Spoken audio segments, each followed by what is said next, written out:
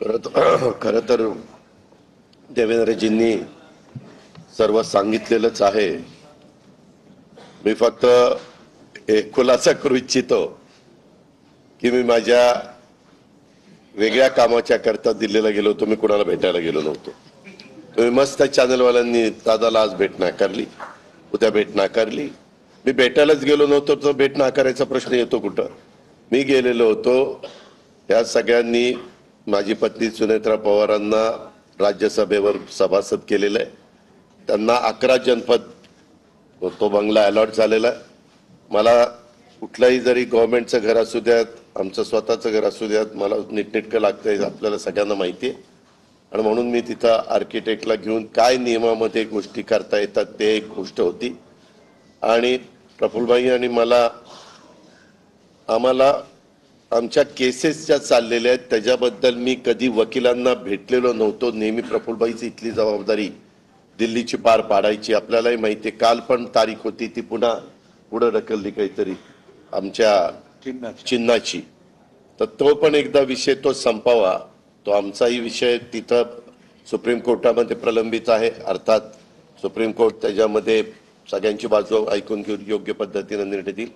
परंतु बागे कधी इकडच्या व्यापामुळे मला वकिलांना भेटता आलेलं नव्हतं।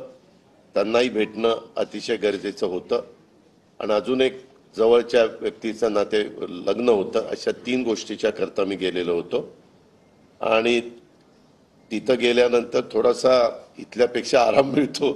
त्याच्यामुळं तिथं आपला निवांत आम्ही म्हणजे राज्यसभा चालू होती त्याच्यावर सुनेत्रा पण तिथं होती, हेही दोघं तिकडे होते लोकसभेत राज्यसभेत।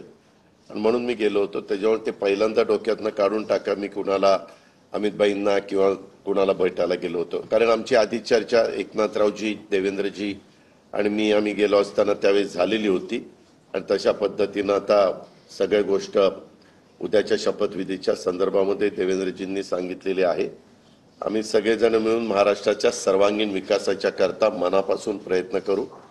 आम्हाला अनुभव आहे।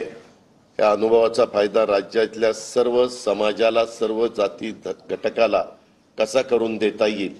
वेगवेगळ्या प्रकारचे गोष्टी घडत असतात, नैसर्गिक संकट येत असतात, त्याच्यातून आमचा शेतकरी अडचणीत येत असतो, परंतु त्याला पुन्हा त्याच्यातून कसं आधार देता येईल, बाहेर काढता येईल। आणि आता केंद्र सरकार पण त्या बाबतीत मागेही बरोबर होतं, आताही बरोबर आहे। आता 5 वर्ष आता ते अतिशय चांगलं बहुमत आहे की त्याच्यात आता कुठेही आम्हाला तिघांना पण ह्याला सांभाळा त्याला सांभाळा, हा तिकडे गेला, हा रुसला, हा फुगला, आम्ही रुसून फुगून देणारच नाही। पण असं फार काही तिथं वेळ देण्याची जबाबदारी येणार नाही। ती चंद्रशेखर बावनकुळे आणि सुनील तटकरे त्यांच्या स्तरावर पार पाडतील। आम्ही